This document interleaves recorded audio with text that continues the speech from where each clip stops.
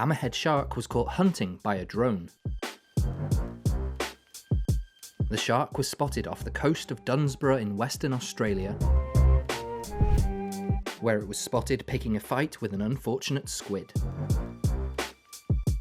Using its defensive mechanism, the cephalopod releases a cloud of ink.